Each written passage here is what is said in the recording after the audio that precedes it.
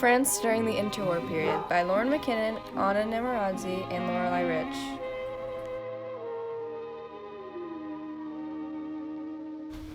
Politics was a significant part of France during the interwar period. France was one of the few democracies left in Europe after the turmoil that came with World War I. The government changed very frequently and there was little stability, with the average government lasting 7 months between 1920 and 1940. For example, the Left Party split in 1920 into communist and socialist sides.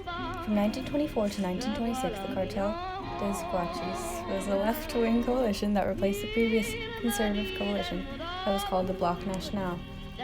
But this coalition was generally unfit for government. It was unorganized and disunited.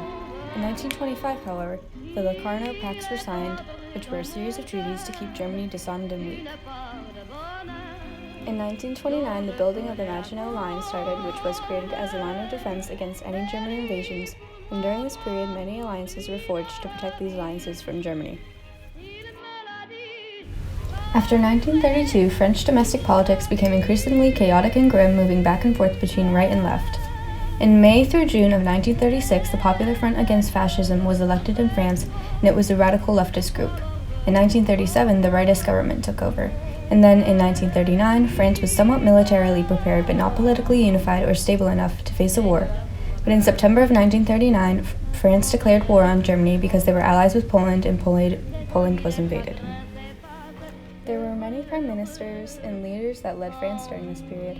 Some of the most prominent prime ministers were Georges Clemenceau, Aristide Briand, Raymond Poincaré, and Léon Blum. Georges Clemenceau, a radical leftist and known as the Tiger, tried to make sure that Great Britain, the United States, and France all had the same goals and forged a strong alliance. And he made sure that Germany was disarmed and humiliated after World War I. Aristide Briand, a socialist, allowed Germany more time before paying reparations that France really needed, which made many people dislike him. Raymond Poincaré was a conservative, and he stabilized the French economy and brought France a period of prosperity. He also ordered troops to occupy the Ruhr Valley area in response to the lack of payment of reparations. The Ruhr was a region of Germany which contained resources such as factories. The French and Belgians intended to use these resources to make up for the unpaid reparations. Léon Blum was the first Jewish prime minister of France and was a socialist. He condemned the policy of Germany, an aggressive force, being granted any rights, land, or property in order to keep the peace between the two countries. He also led various reforming policies like new labor laws, but was unable to stop the increase of government deficit, which led to this eventual downfall. Economics. The Great Depression. The Great Depression affected France from about 1931 through the remainder of the decade. The crisis affected France a bit later than the other countries, hitting around 1931. While the 1920s grew at a very strong rate of 4.43% per year, the 1930s rate fell to only 0.63. The depression was relatively mild. Unemployment peaked under 5%. The fall in the production was at most 20% below the 1929 output. There was no banking crisis. Inflation was also a big part of economics in this period. The period from January 1st, 1920 through December 31st, 1929 in the United States was called the Roaring Twenties, but all was not roses. The Roaring Twenties began with the Depression. Inflation in 1920 was a deflationary 1.55%, and in 1921, the first year of Warren Harding's presidency, saw prices decline 11.05%. By 1922, prices were basically flat, losing only 0.59%.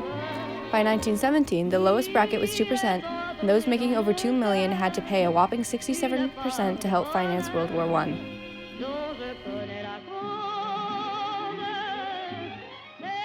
Poverty also contributed to economics in this period. France at the end of the 1920s had apparently recovered its pre-war stability, prosperity, and self-confidence. For a time, it even seemed immune to the economic crisis that spread through Europe beginning in 1929. France went serenely on behind its high tariff barrier, a healthy island in a chaotic world.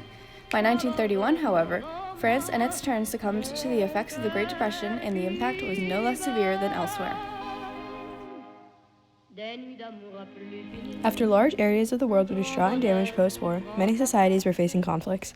France suffered an extreme population drop due to the hundreds and thousands of lives lost on the battlefield. France's population dropped behind Germany and England in 1917 to the lowest it had been in over 100 years. An unemployment crisis struck in 1916 when citizens feared coming back to work post-war. Soldiers feared to return home after having extreme changes to their mental and physical health. Over 1.2 million soldiers suffered injuries that would affect them post-war or permanently change their way of life. Children lost their parents and wives lost their husband, leaving over 760,000 children orphaned and 600,000 women widowed. Many fathers were still unrecognizable to their families. The overall population declined up until the early 1920s, when the new generations were old enough to have families. And still, it took more than a decade for France's population to regrow. The Dada movement began in Zurich, Switzerland in 1916, led by a man named Hugo Ball. The movement utilized art and literature to help citizens grab hold on reality. It was a reaction to the nationalism that many thought caused the war. The art ranged from poetry to sculptures to photography to paintings. The movement heavily influenced artists in large cities like Paris. The use of surrealism made for small groups of artists making modern and contemporary art. Fun fact, Hugo Ball claims that the name was randomly chosen from the dictionary.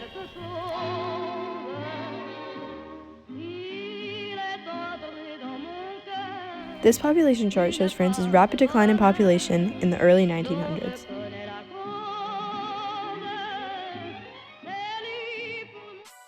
In conclusion, the economic, social issues, and politics during France's interwar period had an influence on future events to come.